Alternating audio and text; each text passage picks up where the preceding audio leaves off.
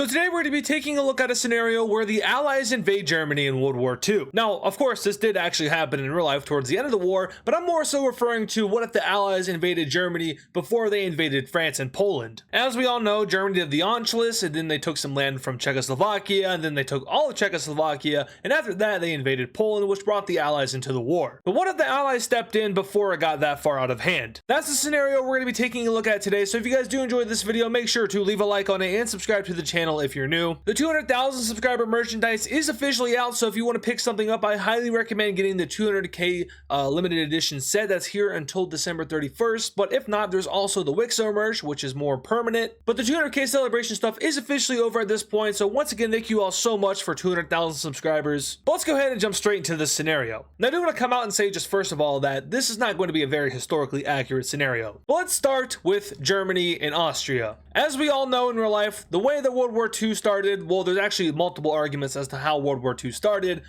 First of all, there's the invasion of Poland, and then there's also Japan's invasion of China. Both of those, in my opinion, work as like accurate starts of World War II, but in the Western context, they tend to like to push that it started when Germany invaded Poland. But even before that happened, Germany was invading other countries such as Austria. Well, not really invading them, more so occupying and taking them and forcefully unifying with them. So Germany will still do the Anschluss here. And they, of course, will also sign the Berlin-Rome Axis. Of course, this is like where the Axis started in World War II, without Japan, of course, but when they do get involved, it becomes known as the Tripartite Pact, but still, people like to refer to it as the Axis. But nonetheless, Germany and Italy are still going to be allies in this scenario. And the next event that takes place is the demanding of the Sudetenland. And I know these borders aren't accurate, so do forgive me for that, but it's not going to be super important here in a second. But the Allies will still hand over the Sudetenland to Germany, but it's at this point that they officially put their foot down and say that enough is enough. You know, we've given you the Sudetenland, we've batted an eye to you invading Austria. If you go into the rest of Czechoslovakia, we're going to intervene. In real life, of course, they didn't intervene until Poland got invaded, but in this scenario, they're putting their foot down here. Now, Germany probably still isn't going to take their threats too seriously because, first of all, Germany is a very strong military power, but also because they know the leadership of the Allies is relatively weak. So Germany will still declare war on the rest of Czechoslovakia, but that comes with a pretty heavy price this time around. So Britain and France will both declare war on Germany in support of Czechoslovakia, officially starting World War II once Italy becomes fully involved. Now, of course, during World War II, there were a ton of colonies across the world. Italy has two main ones in Africa, being Libya and Ethiopia, while everyone else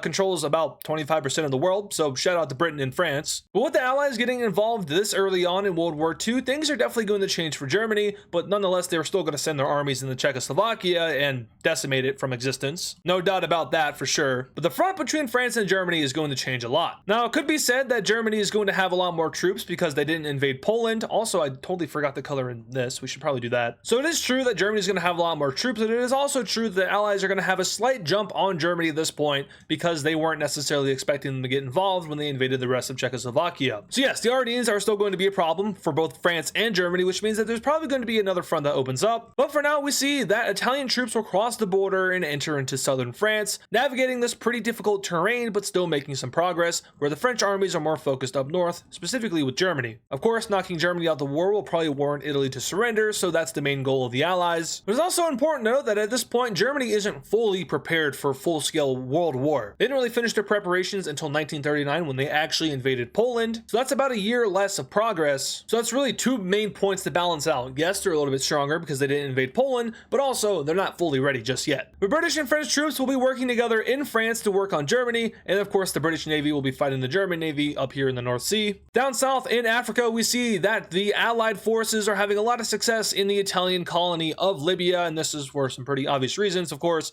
the Allies have a very big advantage in Africa, but Italy will be successful in taking out a majority of British Somaliland as well as French Somaliland, which is better known as Djibouti nowadays. But yeah, the Africa front didn't go too well for the Axis. They did have some pretty impressive wins, but it's not going to go well for them here either, and probably worse. But back to the front over in Europe, Germany is still going to pull off the operation of taking out all of the lowland countries. And similar to real life, this will be a pretty successful move for them. They're going to, of course, carry out blitzkrieg here, which is going to throw off the Allies, but it isn't as successful as it is in real life. And Allied forces will eventually be able to hold them off in Belgium, so they don't immediately sweep into France. We see German forces have a little bit of success over here near Alsace-Lorraine, and overall, despite the Allies jumping them early, Germany and the rest of the Axis are having a lot of success. But as we know, around this time, as all of this was happening, the Soviet Union was also up to some of their own shenanigans, such as making these 3 Baltic countries disappear from the map. So that is now up to date. But it's also pretty important for what's going to happen next, which is the slightly earlier joining of some other countries into the Axis. First of all, Hungary is going to join due to Germany's promises that they give to them. First of all, reclaiming old land that they lost from World War I, which includes parts of Czechoslovakia and maybe even parts of Romania and maybe Yugoslavia. So there is an added boost for Germany in that department, while they also gain the aid of Romania. Now, Romania is going to join the war on the side of Germany because of their fear of the Soviet Union. This isn't more so of them going against the Allies, but it's more so of them choosing probably the better defender of them, which is going to be Germany. So similar to real life, it's just more beneficial to join the Axis than it would be to join the Allies, and thus Germany gains 2 more allies a little bit earlier on. Anyway, the Germans will continue to advance into Belgium. They're now pushing back Allied forces and have entered into northern France, but there is one slight issue,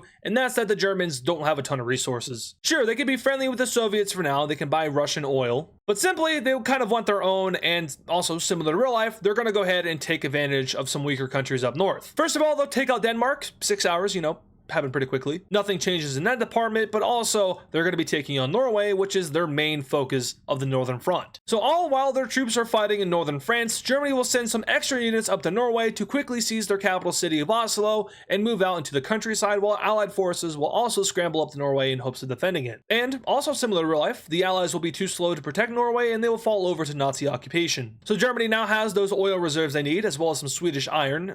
Don't tell the Allies about that though. And this is going to help their war effort tremendously, especially considering now that the Allies are pushing right back into Belgium and have completely liberated all of Luxembourg. It's also important to note that when the invasion of Denmark happened, Iceland and Greenland also indirectly get involved in the fighting, due to them of course being colonies of Denmark. Don't worry, Albania, I didn't forget about you. Anyway, down south we have Italy taking over all of Corsica, but we also have French troops pushing them back to their border. Up north, the reinforced Germans are now crushing the Allied forces in northern France, but it's important to note that there was no Dunkirk here. There was no mass surrounding of like 300,000 troops that were sent back to Britain. That didn't happen in this scenario, which means that Britain still has a ton of troops in France, and that's why Germany hasn't been completely successful in taking them out immediately. Back down south in Africa, we have the colonial forces successfully taking over all of the Libyan coast from the Italian overlord, and from there Libya of course is going to surrender. They have no connection over to Italy. And then down here over to the Horn of Africa, we have Italian forces successfully taking out all of the Horn of Africa colonies, but experiencing a little bit of trouble in the south, particularly near Kenya and also up north near Sudan. Now at this point in the war, the Soviet Union is now ready to invade Poland. Now I didn't do the Winter War, so I should probably do that. It's not like a whole lot of borders changed, so it's not that big of a deal. But like I was saying, the Soviet Union is now going to invade Poland, and notably we see that the Soviets are the first ones to attack. So Germany is not the first country to invade Poland, which definitely would have changed a lot in real life if it had happened reversely. But the Soviet Union will quickly move into Polish territory, and after reaching down to the border of Czechoslovakia, we see the Germans also start to send troops into Poland, and very similar to real life, Poland is going to be split between the Soviets and the Germans. Poland will officially join the Allies, but the Allies will not declare war on the Soviet Union because that's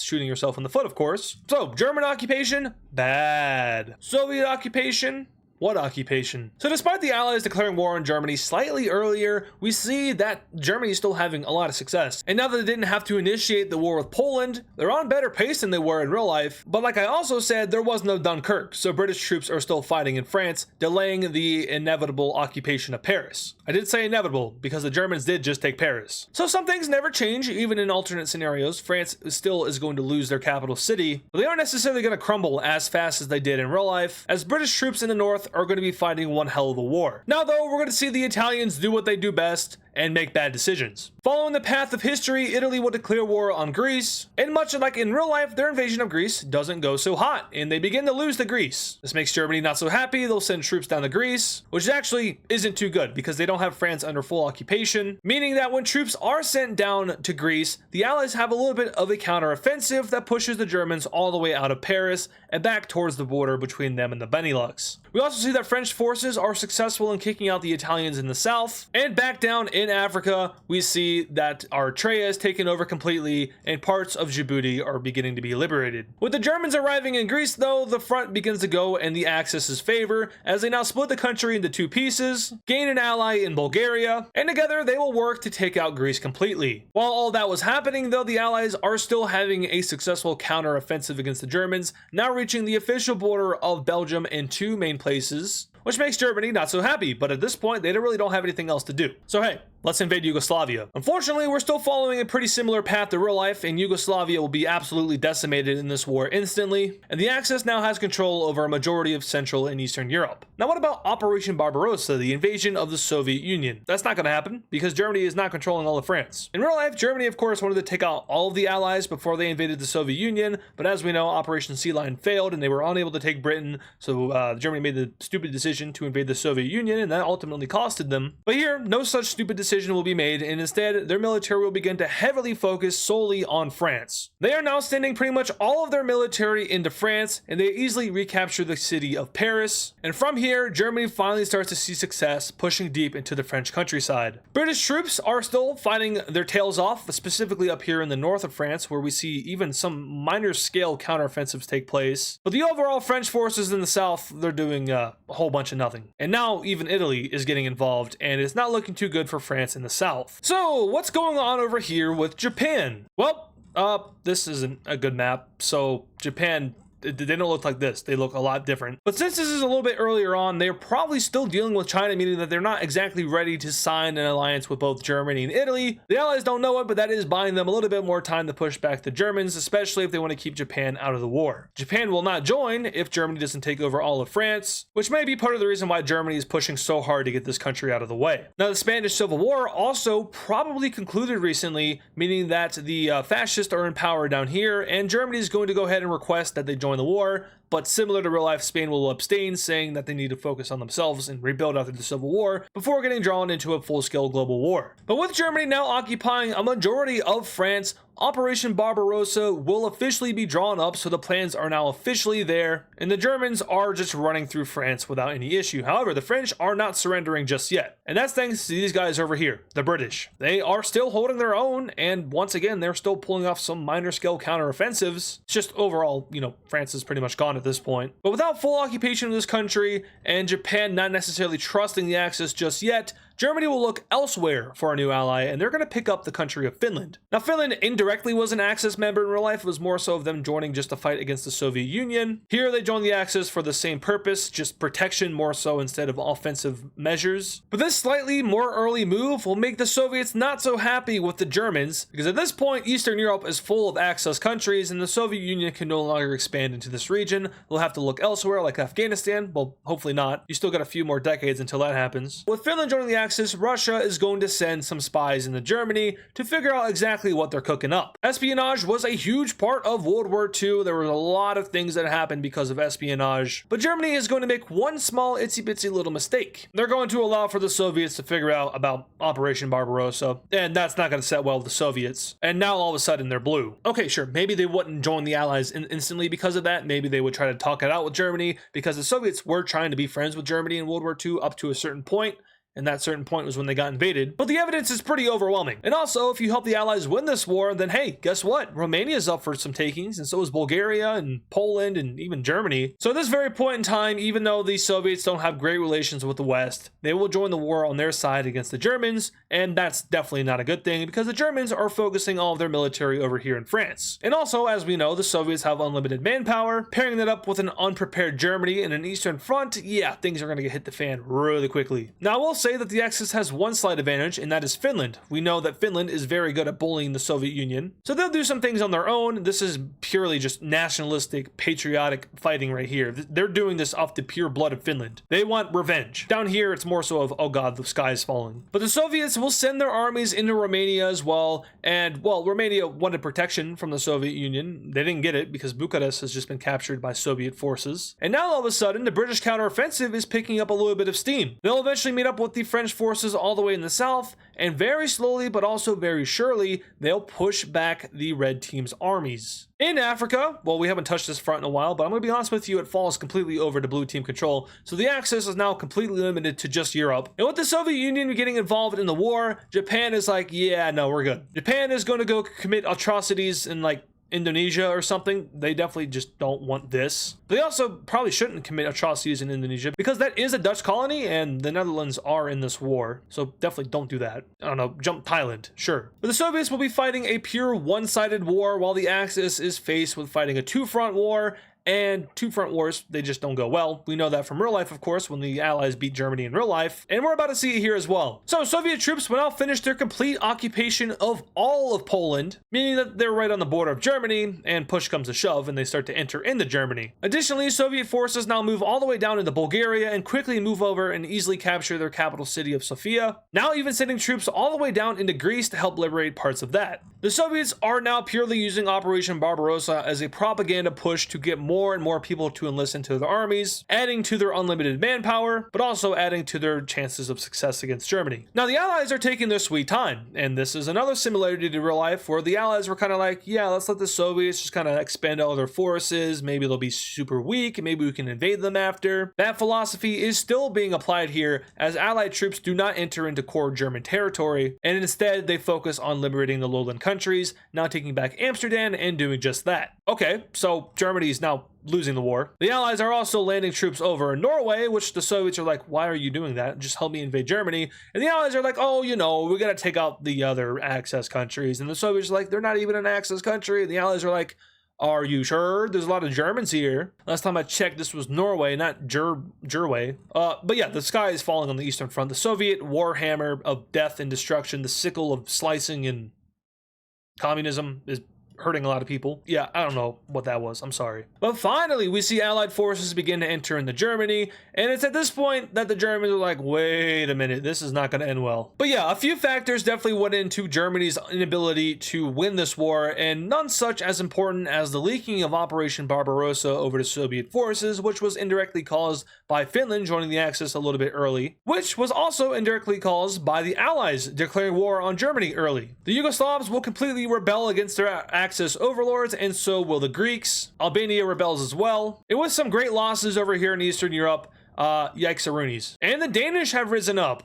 How does that even happen? And yeah, Finland's gonna white peace as well. And slowly but surely the Allies will nudge their way towards Berlin until eventually the Soviets are the ones to capture it. And with the capturing of Berlin, Adolf Hitler is not going to shoot himself. He's instead going to flee to Munich. Nothing good lies for him in Munich though, because Soviet tanks are now rapidly approaching that city, while Allied tanks appear to be stuck in the mud, taking their sweet time over here in the Western Front. What's Italy doing? Well, they're losing Corsica, first of all. They're also losing land over here. And the US might have just helped out the logistical planning of the taking of Sicily and also some area of the southern tip of Italy. And what do you know? They switched sides. Benito Mussolini is drug out in the street and they do what they did to him in real life. So once again, another real life reflection here. Germany will do what it also did in real life. They'll send some forces down to occupy this area, except they don't have that many forces to send down here because most of their forces are deceased. Very quickly, they're pushed right back out of Italy. And really quickly, the Soviets will capture Munich, and the leader of Germany will thankfully do what he did in real life. Without the mustache guy here, Germany is going to completely crumble, and the Allies are victorious in World War II. I don't even know if you can call this World War II because it was really just the French and the British and the Soviets versus the Germans and the Italians and the other Eastern European countries. So it didn't really escalate into full-on global war. If it were going to do that, I would probably include the US and Japan as well. Those were kind of like the cementing factors that made it, in fact, a world war. But yeah, if the Allies invaded Germany earlier, my hypothesis is that they would have defeated Germany earlier as well, and a few other key countries like Japan probably wouldn't have gotten involved. Now, what am I basing that hypothesis off of? Well, absolutely nothing. I made it up. Like I said, this wasn't going to be historically accurate, so I apologize if you were like watching this video and you're like, what the hell is this idiot talking about? Trust me, it happens to me a lot. It's okay. You can say that kind of stuff. Anyway, let's take a look at the peace treaty of World War II. And in the peace treaty of World War II, we can see a lot of similarities to what happened in real life, but also a lot of key differences. First of all, the United States never got involved in this war, which means the partitioning of Germany is going to go a lot differently, as well as a few other things, especially down here in the south. But like I was saying, most importantly, Germany isn't partitioned into 4 pieces. Instead, it is partitioned into the later 2 pieces, East Germany and West Germany. And of course, the Soviets have key control over all of the East. Most of the changes actually happened over here on the Eastern Front with the Soviet Union, who didn't get invaded by Germany, instead just slapped around all of Eastern Europe very easily. So we see that they did still take over Moldova, and they still made all of these countries into their satellites, but they did not make Albania into their satellite, who now falls under Western influence rather than Soviet influence. And not really satellites, but more so puppet states. The satellite states are like the Ukraine and Belarus and everything else in Russia. I think it's probably more accurate to call these guys puppet states. But the Allies do retain all of Czechia. That's a pretty important point because they joined the war on the side of Czechia. They are their official allies, so the Soviets cannot make them into a puppet state. They did get Slovakia, however, but that's not that big of a loss. They still have Germany under their influence, and of course, they're a part of the Allies. Czechia is. So this is actually probably a few years down the line, not immediately after World War II, because the blue is at this point NATO, and the red and all the light red at this point are the Comintern. The lighter blue colors aren't necessarily NATO countries, but they're definitely allied to the Allies. And as time progresses, you can definitely see Italy joining that sphere of influence like they did in real life. Finland would become a part of it, countries like Portugal. But yeah, the Cold War would play out fairly similarly. It's just that the United States isn't actually involved in Europe as they are in real life. The whole reason that the US is so like allied and so close with Europe in real life is because of World War II mostly. So not having the US a part of this big scenario means that the Soviets are likely going to see a lot of success if any kind of war breaks out between them and the Allies. And it's likely that communist Europe would become a reality until it would inevitably collapse, because that's not going to work for very long. Anyway, though, that is going to do it for today's video, so I apologize if it was kind of all over the place and not extremely accurate. I'm so tired right now. I woke up at 5 a.m. today. It's currently 6:20 p.m. and I drove 3 hours back to my college.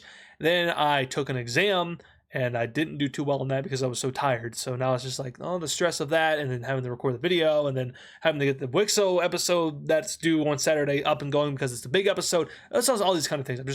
I'm out of it right now. So I definitely could have done this video a lot better. I'm going to own up to that. I'm going to say that, yep, that's my bad. I'm sorry if you didn't find it as good of quality as the usual videos. But man, I'm tired, so I'm going to hang up this recording. Once again, thank you all so much for watching this video. Once again, if you enjoyed, make sure to show some support by leaving a like, subscribing to the channel, ringing the bells, sharing this video with a friend, becoming a channel member, early access to videos, by the way, leaving a comment with your input, and more importantly, suggestions, because I'm running a little bit dry right now. I know you guys have been suggesting the heck out of like alternate history scenarios like this one, and I have absolutely no problem doing them. It's just that it requires a little bit more research than the usual videos, and at this current point in time, I don't have the research, which might have been like another part of why this video may not have been super great. I mean, it was fun for me to make, and I'm sure it was probably fun for some of you to watch. But yeah, I'm just a little bit out of it right now. Make sure to check out the 200,000 subscriber merchandise. Link to that in the description below. You can also get it at AdizzMerch.com. Thank you all so much for watching, and I'll catch you all in the next video. And of course, thank you to all our super fans. This includes AdizzPro, Turno Apex, Omega the YouTuber, Terminator, Aiden Shen, Icy Static FN, See What I Do, CTG on YT, Xanderpro, Euroball, Bren, Jazzy Durboa, Green France Mapping, Nevada Garbage Trucks, Vista, Nightenhood 7353, GNR95, Ozgeo, Big, A Norwegian, RS, and Golden Ball Mapping, Zayland, Laser Taze, Augusto, Pablo Sigma Cat, and Hammer Toad 45. Once again, thank you guys.